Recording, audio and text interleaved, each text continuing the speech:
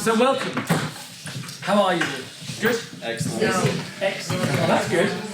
That's not good, because then the only direction you can go is down, right? It's the classic dramatical curve, isn't it? If you all said to me, we're really, really bad, then I would be in a better place to take you, wouldn't I? Because the only direction is, the direction is only good, right? Well, I'm asleep. Okay. So you can try to Wake you up. Yeah. Okay, so You wake her up, you want. right, first thing we're going to do, which is going to be totally impossible, and I hope the people in the back don't mind me excluding them. Names. What's your name? Ivana. Gotcha. Anna. Anna. Ivana and Anna. And Natalia. Natalia? Yeah. Are you sure? You don't sound so I mean, I know English, like, Then Natalia, yeah, Natalia. yeah. So Ivana and Anna and Natalia, yes? Yes. Let me show you something. I want to show you something, okay? Don't worry, I'm not going to show it on a big PowerPoint. I'm just going to show you on a screen. I'll hold it back. If people want to see it from over there, they'll have to kind of run forward. You can get it in front. Let me just show you this. I'll try to put it back here. Don't worry, it's not too pretty. Did you, right, you see this, everybody? Yeah. Yeah. Right?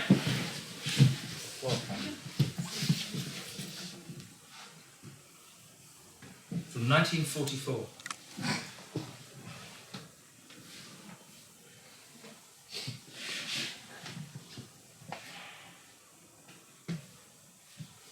So, why am I telling you this? Well, it's obvious, right? It's because there's something wrong with us as human beings. We want to see story and everything, don't we? We're desperate for seeing story, because we have to fill that gap between now and death, basically. That's why we do it. Because if we had to face death, that was just such a nightmare, and our brains couldn't deal with it. Because the thing that separates us between us and dogs, because dogs are always happy, right, is that dogs don't have to worry about tomorrow, because they're just thinking about now. Because they don't really have any consciousness, but we have this stupid thing that we've evolved called consciousness, which has been great for saving us from the tiger in the forest, because it gave us anxiety, so it stopped us from getting eaten by the tiger. But the problem is that, and the reason why, according to some theorists, is that because we create myth, we create story, we create a narrative structure to our understanding of the world, because we can't deal with the world on an informational level. It's just too complex. So we look for patterns, we look for stories, we look for myths. So when I show you a little thing like that, for most normal people, or unnormal people, you look for story. What I do is I work with characters, I work with objects, funny little objects that I put on the table. Because I really think that as soon as you start using objects, then it's that kind of space in between.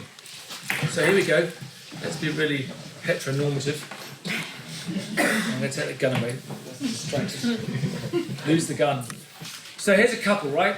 And if I told you that they really loved each other, okay? Yeah? Happy, yeah? Right. I tell you they really loved each other. These are a couple that really loved. Now, There's a dead body. second. It's a dead body over there. This is don't ignore me. It's a murder mystery. Right. Now, tell me, what is the relationship now? There's no right or wrong answer. What's that relationship? He's walking away. Why? Because he's she's obsessed. He kept her with the dead one. Oh yeah, forget him. Okay. Right. So he's walking away from her, yes? She's fallen. How does she feel? Oh, so She bad. wants him. Neglected. Neglected. Okay, right. Now, what's that relationship? He's thinking about coming. He hasn't noticed her. He hasn't noticed her. He hasn't.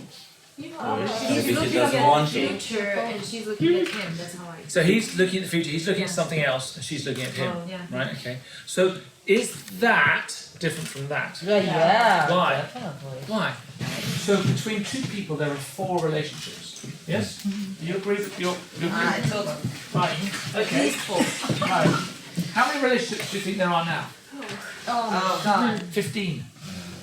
Okay. How many relationships do you think there are now? I haven't worked it out. I think I've got 40 or 50 or something. That's the mother's. That's the one. He's like, so the thing is, right, is that when you start mapping characters onto a table and you actually put them in here, then you start realizing the complexity of the relationships that you're creating as part of your story. And what sometimes happens, I think a lot of the time it happens on workshops like this or development areas with the scripts, is that often it's not about what can you add to your story, but about what you can pull back from your story. Yeah? And often what characters you can kill. Because often what happens when you're developing a story is you'll have a plot point that you can't get over. It's like, I just need him to have to go away, or I just need something. So what I do is I'll just throw in another character, and I'll let the character come in, do something, and then leave. Yeah. But if you map them on the table, they stay there for good, right? And then throughout the rest of Act 2 and Act 3, I'm saying, so what's this guy doing? And they're like, just stuck with him. right? Just forget him. I'm like, I can't, he's there, you know? And actually, I think it's what happens often in 3rd, 4th season TV dramas. Because what happens is that they become clogged up with characters, you know? Because what the writers often do is that they want to advance the story, and then suddenly, unfortunately, the story or the plot becomes the driving force for why they're telling the story. Thank you very much. All right, so... I'm such a fascist when it comes to terrible. But there is good reason for it. Otherwise it will end up in this bag, like many things that end up in this bag.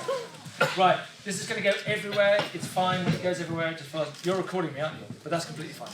No. Are you recording the sound, please? All right, ready? Right, you can help me make a huge circle. Come on. Huge circle. Big. As big as you can get it. Right, good. Hang on.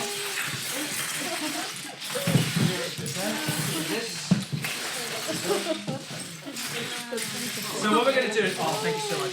So what we're going to do is we're going to work on this for the next, I don't know, hour and a half or something like that? Hour and a half. And then if we get really exhausted or tired or whatever, we have a break. Or if we just keep going, great. And then we'll have time at the end for questions and we'll see how it goes.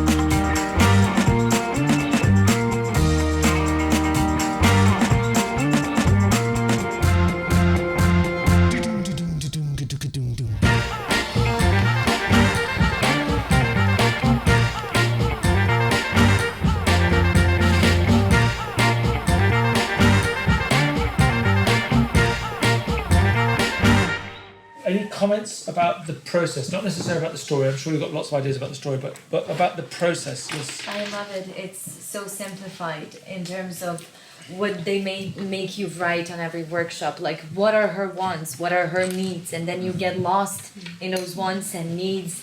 And here you literally see it all. And by the way this looks a lot like it has a similar story like my other documentary that I'm working on, and even though I was playing, I was listening because I can do two things at the same time. You're a woman. And it helped me a lot to understand our weak points, and it's easy to see things on this pattern and to just immediately use it on our own project. So it was amazing, and I can't wait to buy this for my office. Yeah, me too. Are you happy? Is that okay, folks? Yes. Yeah. Everybody happy?